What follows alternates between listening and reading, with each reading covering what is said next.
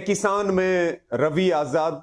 साथियों, 5 जून 2020 को जिस तरह से लोकतंत्र को ताक पर रख करके 3 काले कानून देश के किसानों पर, आम जनता पर थोपे गए थे, एक आंदोलन शुरू हुआ। आंदोलन पूरी दुनिया के लिए एक नजीर बना कि अनुशासन से, शांति से और लगातार संघर्ष से, जिनके बारे में कहा जाता था कि ये बहुत बड़े तानाशाह हैं, ये अपने फैसले से पीछे नहीं हटते हैं और चाहे जो हो जाए, लेकिन मोदी 3 कृषि कानूनों को वापिस नहीं लेगा।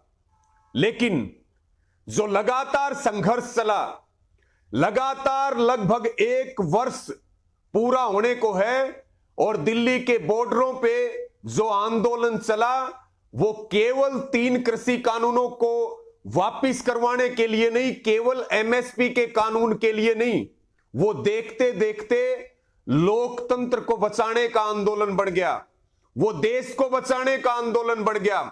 और पूरी दुनिया में आंदोलनों की दिशा और दशा क्या होगी वो तय करने की जिम्मेदारी भारत के किसान आंदोलन पर आई। और साथियों, जब बीजेपी ने हमारी बात नहीं सुनी, मोदी सरकार ने किसानों की तरफ ध्यान नहीं दिया और जब वोट की चोट शुरू हुई, उपचुनावों के परिणाम देखिए, मिशन उत्तर प्रदेश, उत्तराखंड शुरू हुआ और करीब करीब 750 से अधिक किसानों की शहादत के बाद किसानों के वोट लेकर के देश को बेचने वाले, किसानों को शरणार्थी बना करके सड़कों पे बैठाने वाले नरेंद्र मोदी की नींद खुली, उनकी आंखें खुली और उन्होंने 3 कृषि कानूनों की वापसी की घोषणा 19 नवंबर को की। और साथियों, इस आंदोलन की जो नींव है वो शहीद किसानों की शहादत पर टिकी है। यह एक बहुत बड़ी बात है कि एक तानाशाह को झुकाने का काम इस ऐतिहासिक आंदोलन ने, आजादी की दूसरी लड़ाई हम इसको कह सकते हैं, जनयुद्ध कह सकते हैं, इसने किया। और जो बात हम बार बार कहते थे कि माफी भी मंगवाएंगे, 3 कानून भी वापिस करवाएंगे और किसान मजदूर की पगड़ी के साथ उसकी पगड़ी को जो ठोकर मारी गई है उसके सम्मान की बहाली को हर हाल में करवाएंगे। इस देश में ना गुंडागर्दी चल सकती है, ना सरकारों की तानाशाही चल सकती है, ना हम रोटी को तिजोरी में बंद होने देंगे और ना भूख का व्यापार करने देंगे। ये केवल साथियों हमारे आंदोलन की आधी जीत है और ये जीत समर्पित है हमारे शहीद किसानों को, उनके परिवारों को। करनाल में आपने देखा कि कैसे लठों से किसानों को पीटा गया और लखीमपुर में आज तक की लोकतंत्र की सबसे काली घटना हुई। मेरा आप सबको यह निवेदन है, यह तो केवल 5 जून को जो डेथ वारंट पे साइन हुआ था उसके वापसी की घोषणा है। आंदोलन अभी बाकी है, अभी एमएसपी का कानून लेना बाकी है, अभी बिजली बिल का जो मसौदा है उसको वापिस करवाना बाकी है, हरियाणा सहित पूरे देश में जो फर्जी मुकदमे दर्ज हुए हैं उनको वापिस करवाना बाकी है और लखीमपुर खीरी घटना के साजिशकर्ता गृह राज्य मंत्री अजय मिश्र टैनी की पद से बर्खास्तगी करवाना अभी बाकी है। जब तक साथियों पूरी संसद में 3 कानूनों की प्रक्रिया पूरी नहीं होगी और जब तक हमारी ये मांगे पूरी नहीं होंगी, तब तक दिल्ली के मोर्चों पे मजबूती के साथ हम डटे रहेंगे और लड़ते रहेंगे। अभी पेच फंस भी सकता है, पूरी जीत लेकर के जाएंगे। ये तो केवल जो सरकार धक्के से हमें दे रही थी उसके वापसी की घोषणा हुई है। और आप देखिए, भारत के प्रधानमंत्री इतना विश्वास खो चुके हैं कि देश की जनता ये कह रही है कि इस प्रधानमंत्री की बात पे भरोसा नहीं किया जा सकता। जब तक 3 कानून वापिस नहीं होंगे तब तक हमें पीछे नहीं हटना। एमएसपी पे जो प्रधानमंत्री ने कमेटी बनाने की बात की है उससे हम असहमत हैं।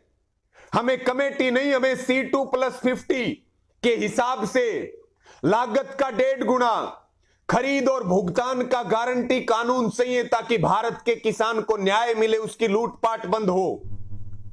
साथियों, आप सबने लगातार 1 वर्ष तक संघर्ष किया है, इसी मजबूती के साथ हमें डटे रहना है। कल लखनऊ की महापंचायत है, 22 नवंबर को सारे कार्यक्रम जो के त्यों हैं। 26 तारीख को 1 साल पूरा हो रहा आंदोलन का। बॉर्डरों के ऊपर किसान मजदूर पंचायतें होंगी, पूरे देश में आंदोलन की बरसी मनाई जाएगी। और 29 तारीख से संसद का कूच होगा, ट्रैक्टरों के साथ होगा, हर हाल में होगा। मेरी आप सबको यही प्रार्थना, बीजेपी की आईटी सेल बहुत भ्रमित कर रही है लोगों को।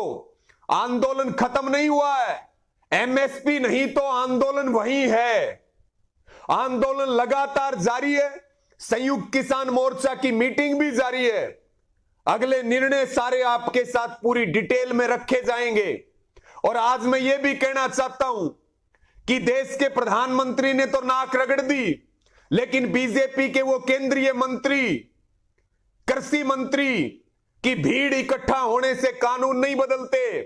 हरियाणा के मुख्यमंत्री खट्टर जो एक वर्ग का आंदोलन बता रहे थे, हरियाणा के उप मुख्यमंत्री की कानूनों में संशोधन होते हैं।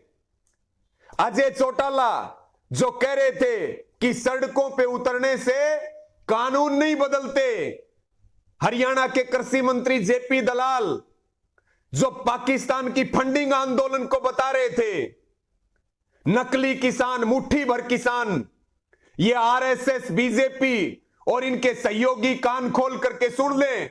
आपने देख ली मुट्ठी भर किसानों की ताकत, नकली किसानों की ताकत। प्रधानमंत्री ने तो नाक रगड़ ली। हम उनकी मजबूरी समझ सकते हैं, क्योंकि मिशन उत्तर प्रदेश शुरू हो चुका। आप उत्तर प्रदेश के गांव में नहीं घुसे, कोई एहसान नहीं है। हमने अपने परिवार के लोग खोए हैं, संघर्ष किया है, संघर्ष कर रहे हैं, लड़ करके लिया है। देश के प्रधानमंत्री जिम्मेदार है 750 से अधिक शहादतों के। ये जितने भाजपा के केंद्र के लोग हैं, हरियाणा का मैं जिक्र कर रहा हूं, तमाम प्रदेशों में हैं। अगर थोड़ी बहुत शर्म बाकी है तो हाथ जोड़ करके, घुटनों पे बैठ करके देश से माफी मांगिए। जो आपने अपशब्द बोले हैं, जो बेशर्मी दिखाई है, जो बोला गया है वो भूलेंगे नहीं, जो शहादतें हुई हैं वो भूलेंगे नहीं। हिसाब तो सूद समेत होने वाला है। और मेरा संदेश है गोदी मीडिया को, ये लोकतंत्र को बचाने का आंदोलन है, आपके बच्चों की भी लड़ाई है। जो बेशर्मी आप कर रहे हैं उसको छोड़ दीजिए। जिन्होंने सच्ची पत्रकारिता की मिसाल पेश की है, जिन्होंने सच्ची खबरें दिखाई हैं, सोशल मीडिया के जो हमारे साथी हैं उनको धन्यवाद है। और ये गोदी मीडिया के और बीजेपी के वो लोग जो एजेंट बन करके और अडानी अंबानी का राज कायम करना चाहते थे, उनके मुंह पे उन्हीं के नेता और प्रधानमंत्री नरेंद्र मोदी ने तमाचा मारा है। तो अब आपका भी नंबर है, घुटनों के बल आइए, हरियाणा और देश की जनता से माफी मांगिए। और हम यही बात कह रहे हैं कि अगर प्रधानमंत्री वाकई में किसानों के हितैषी हैं, वो कह रहे हैं हमारी तपस्या में कमी रहेगी। मोदी जी, तपस्या आपने नहीं की, तपस्या किसानों ने की है 1 साल तक और आगे भी करेंगे। तपस्या किसानों ने की है। लेकिन हम आपको एक बात बता देना चाहते हैं, अगर आप किसानों के हितैषी हैं तो एमएसपी का कानून दीजिए, शहीद किसानों को सम्मान दीजिए।